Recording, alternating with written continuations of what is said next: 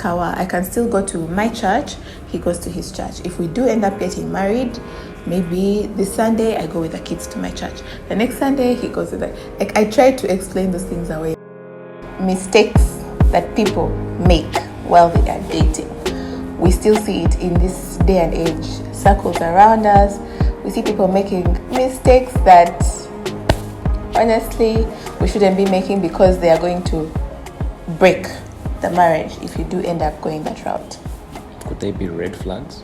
Red flags while dating. One of the unpopular opinions today is that a woman should not pay for the date if you're a dating couple. For married couples, his money, my money, our money, it flies.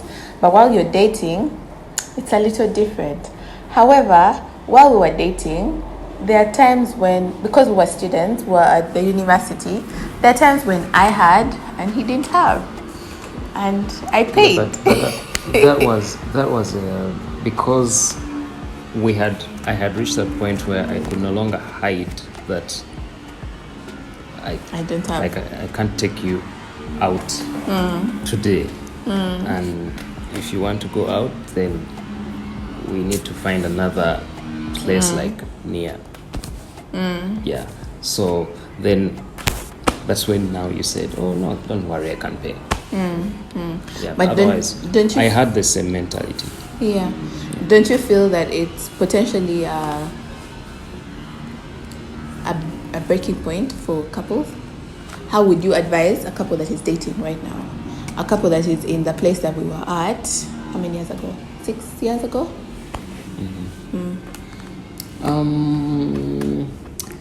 I don't know, because it really depends on how the status of the relationship. Are you 1 week?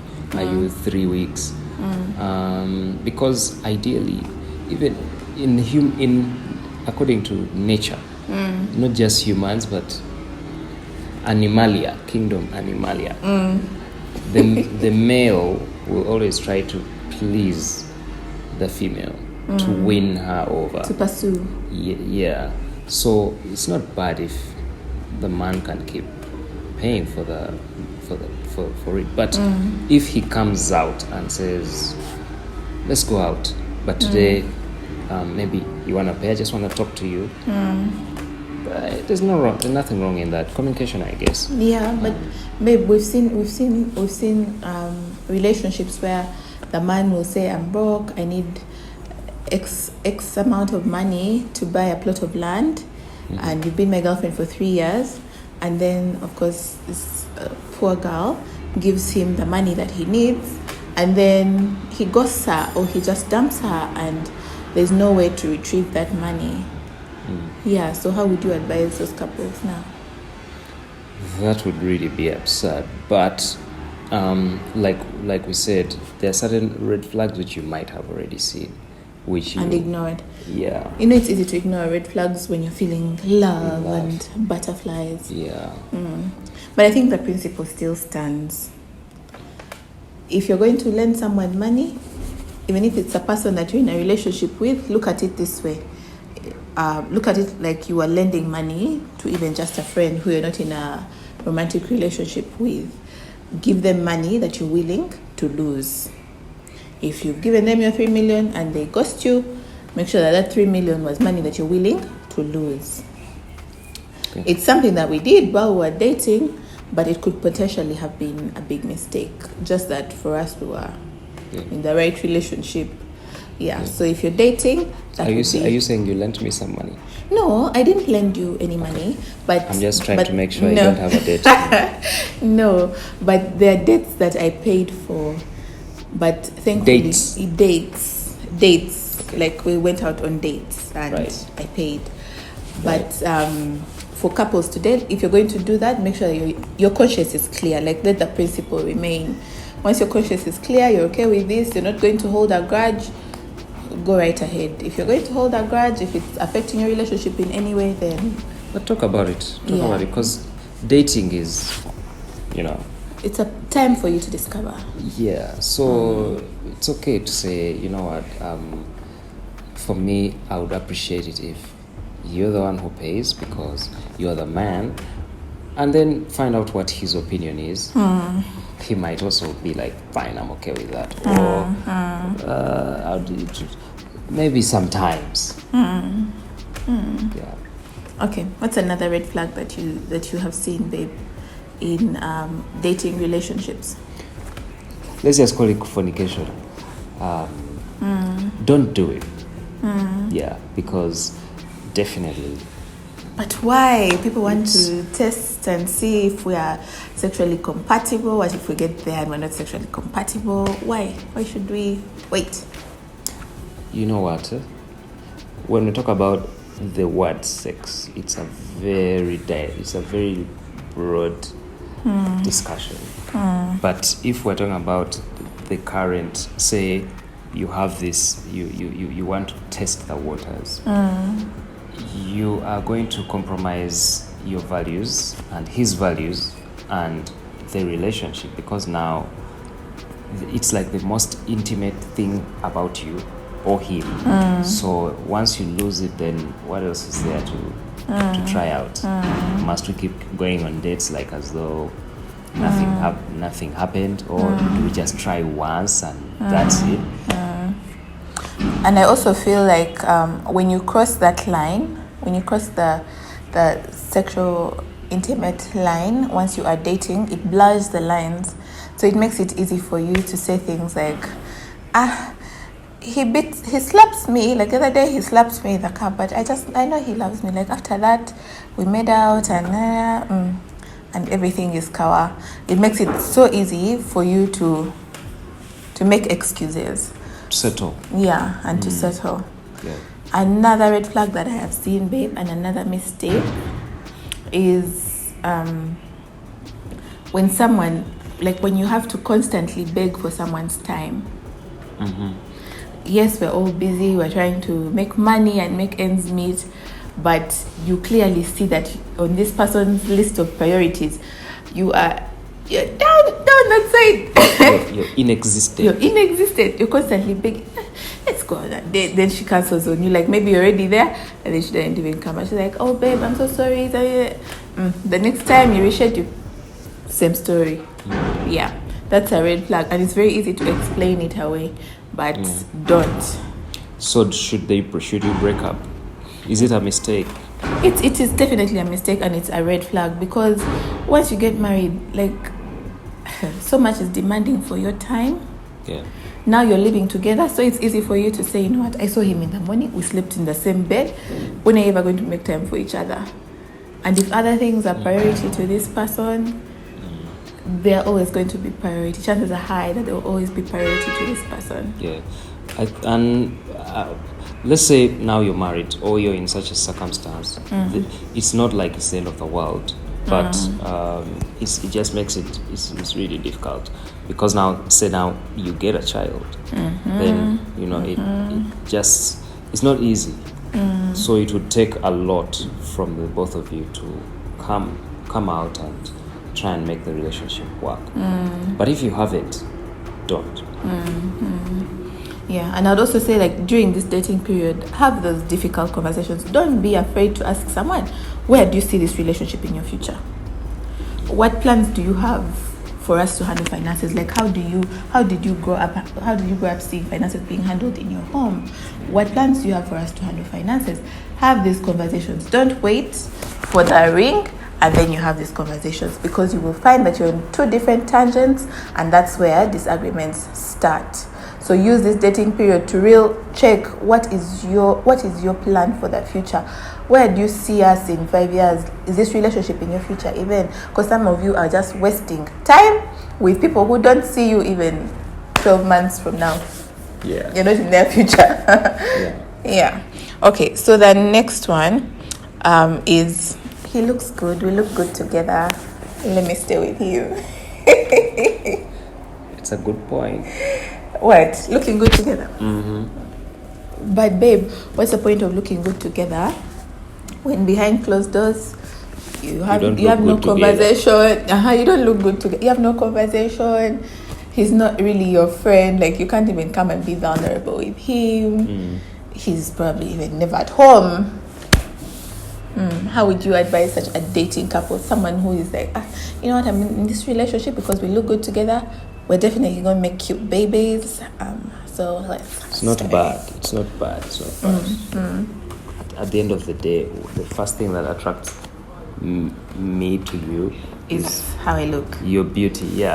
So you can't go around getting what you don't like visually because of that, but maybe it shouldn't be the reason. It shouldn't be the reason. Someone said your Instagram picture of your relationship doesn't have as much substance. Just because you posted a picture of your boyfriend or your girlfriend and everyone is like, oh my god, you guys look cute together, oh my god, you guys are meant to, just because everyone is praising how good you look together doesn't mean you need to stay together. You have to get back to the principle. What is the principle? The principle is morality. Does it agree with the Bible? Does this relationship agree with the Bible? Many times we've tried to explain away relationships where you find people believe differently religiously. You find people, maybe the family has said, we don't want this chick. And the guy is like, me, I'll stay with my chick. But you're not making any headway in how you're going to deal with that. So it is important for you to always get back to the drawing board. You looking good together, getting 1,000 likes on your pictures just because you look good together, it's not substance. That's the point. Yeah. The next one is temper issues. Let me share an experience. So there's this person, we were not dating, but we were about to date. Like we're constantly, that person that you're constantly talking to, what. So first of all, there were many red flags in that connection. The first one was temper. And it's something that I tried to explain away. Like, say that day power goes off and my phone is not charged and it's off the entire day. Maybe when it comes on, he's going to be asking me things like, where were you? Why didn't you tell me? Or I say something small, seemingly small and insignificant, and he carries it and holds a grudge and stops talking to me for days. And then the next time I'm hearing from him, it's like his cousin. There's this cousin that he was constantly talking to. She's the one calling me saying, you annoyed this person, but I'm not even hearing it from you. And then the other red flag that was in that connection was we believed differently. I am born again. I'm a born again Christian. And he was another religion, which I will not say. And someone said to explain that, I was like, you know what? If we start to date, it's kawa. I can still go to my church. He goes to his church. If we do end up getting married, maybe this Sunday I go with the kids to my church. The next Sunday he goes with the... Like, I tried to explain those things away, but looking back and knowing what I know now, oh my God, I dodged not just a bullet. So babe, tell me another mistake that you have noticed. I think it's around money still. And it has something, a lot to do with money. Money, yeah. Money. And I think maybe, how should I say this? Because when you're dating, it's difficult to tell that a man or a woman is stingy. Is it? Yeah. Because, like I said at the beginning, I'm trying to please you. So you don't know how I'm dealing with my brothers, sisters, family financially. Whether if they ask me, I say yes or no. That's different. And even you might be, maybe it's easier for the lady for us to know that they are very tight with their cash. I don't know, but it's also difficult for me to tell how you are, how willing you are, how generous you are. That's the word. So I think also people mix stinginess and financial prudence. Tell us. But that is, I think, another topic for another day. But I think that is also a real challenge. Like if you notice that, especially for men, that he's really not very financially he's very generous. But I think maybe if you discover that he's actually very stingy, that's not a good flag. It's an orange one, or almost it's a red flag. It's a red flag. It's a very red flag.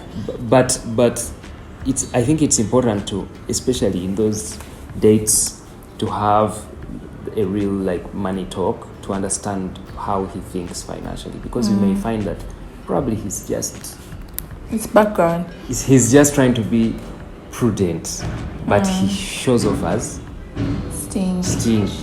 Or the other way around, she might seem like she's very tight with her money, but it's just probably she's trying to be prudent. But I'd also say that when you notice some of these things, before you try to explain them away make sure it is something you that understand. And you're also willing to live with it. Because sometimes you'll be like, you know what, I make my own money. And you're willing to live with it, then that is on you. That is your conscience. That's the principle of conscience. As long as for you you're kawa with it, your conscience agrees with it, then you go right ahead. This misconception that my partner completes me. The only person who can ever complete you is God. When you come into a relationship, it shouldn't be you bringing 50%, you're 50% full, and him bringing maybe his 70% full, and you think you're now going to fill each other. No. It should be 100. No human being has the capability to complete you. Never, no way, no how. Even if you shared the same womb, even if God wrote it in the sky and said you guys are made for each other, you don't complete each other. What are your thoughts on that, babe? Yeah, that's... I think it's maybe also selfish to say that the other person completes you, because then they have a task to complete you. So it's an uphill climb. Like, you're constantly going to be wanting something from this person, but they're just a human being, and there's only so much they can do. They cannot complete you in any way, shape, or form. But maybe we can rephrase it. And say, I really feel nice. I feel happy with you, but not complete. And you keep seeing these things in people's captions. You complete me. You don't. You don't. Only God does. And then this one I touched on, different spiritual beliefs. You did already. What is your take on that? What advice would you give a dating couple that is trying to explain that away? As a mistake, not a red flag, but a mistake. I think for the sake of the children who are coming after you, you might handle, by the way, if it's, your this religion and this religion, you might handle, but the challenge will be around the kids. They will never settle with any. So simply grow up, raise your kids in the ways of the Lord, and they'll never depart from it. So it's difficult for you to say the father will raise them in the ways of the Lord, the mother will raise them in the ways of whatever. So I think it's best that you have the same religion. Another question that I usually get from dating couples is, say you discover that your partner struggles with maybe pornography or masturbation or any of these other things. What do you do?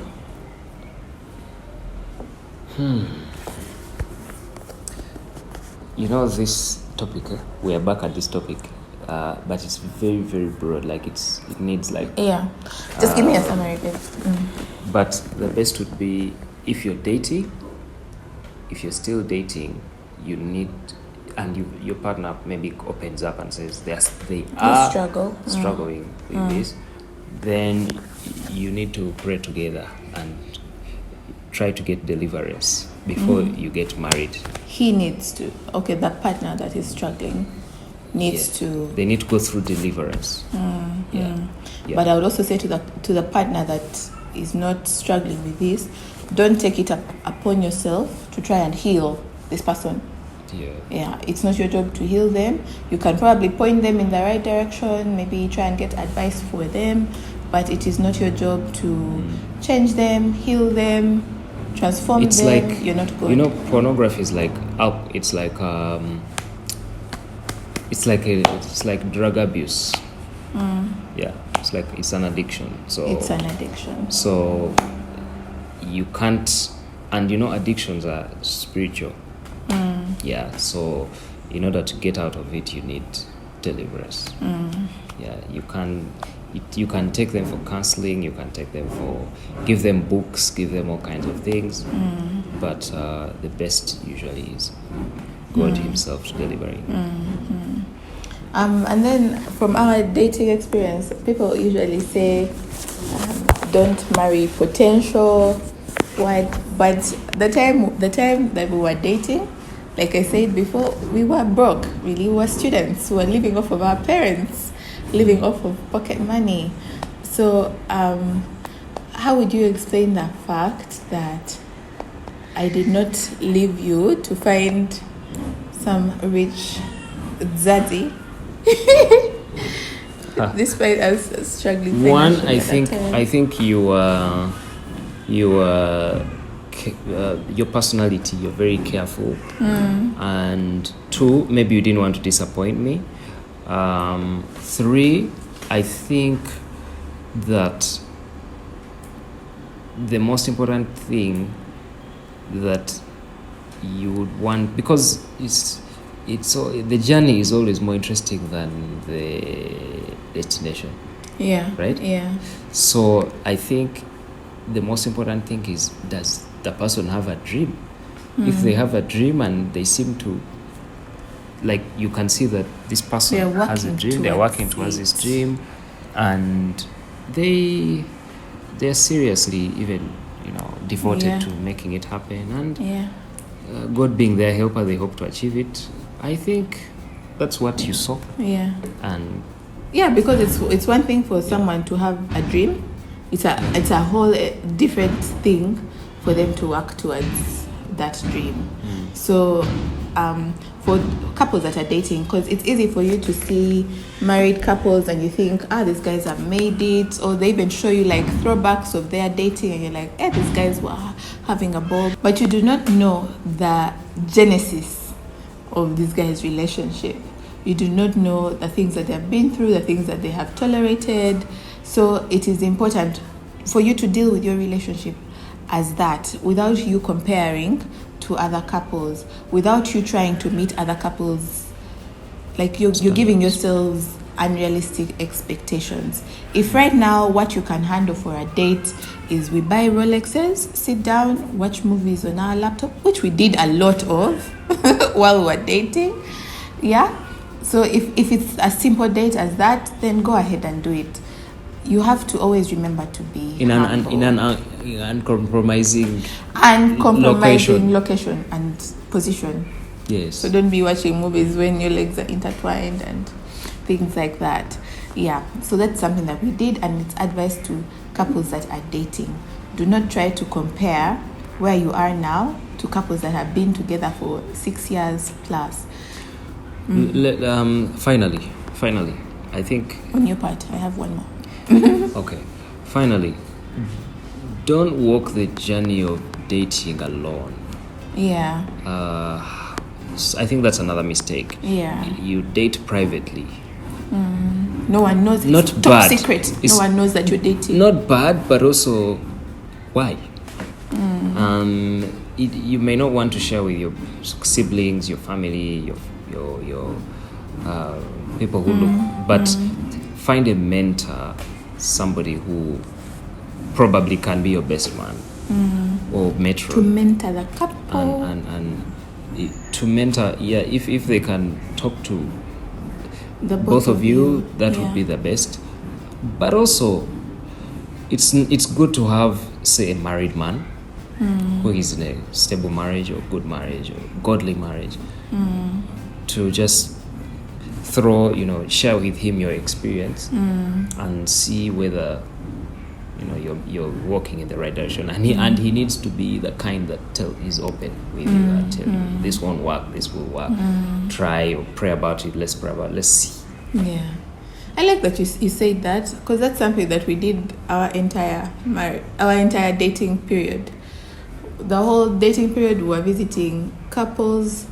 There was this one mentor couple that we visited a lot, even before we were engaged, even before we had decided that, you know what, this is where it's ending. But they took us through their story, their journey, and also guided us through the different things that we were dealing with at the time. So yes, find a mentor couple.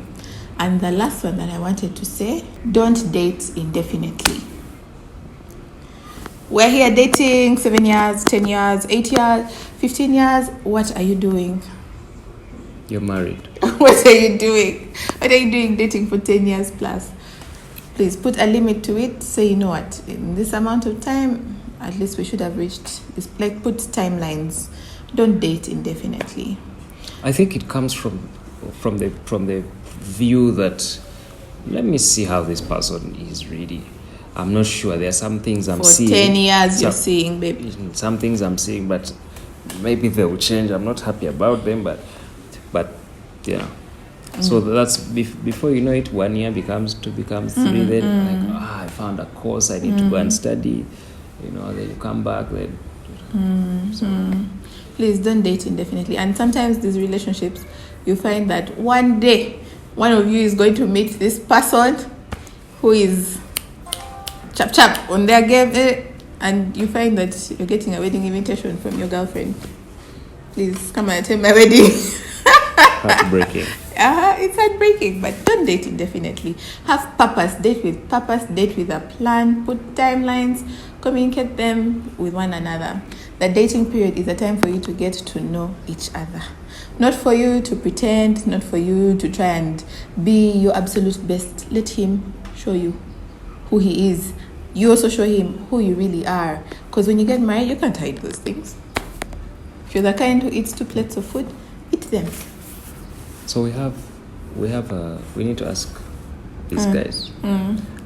Have you subscribed? Yes, guys. Don't watch the video without subscribing and share with your entire family. Make sure your entire family is By the time you've watched up to this point, it's a sign that really subscribe would be really awesome. Date well. Yeah. Let us know in the comments, guys. What mistakes have you made? What mistakes did you make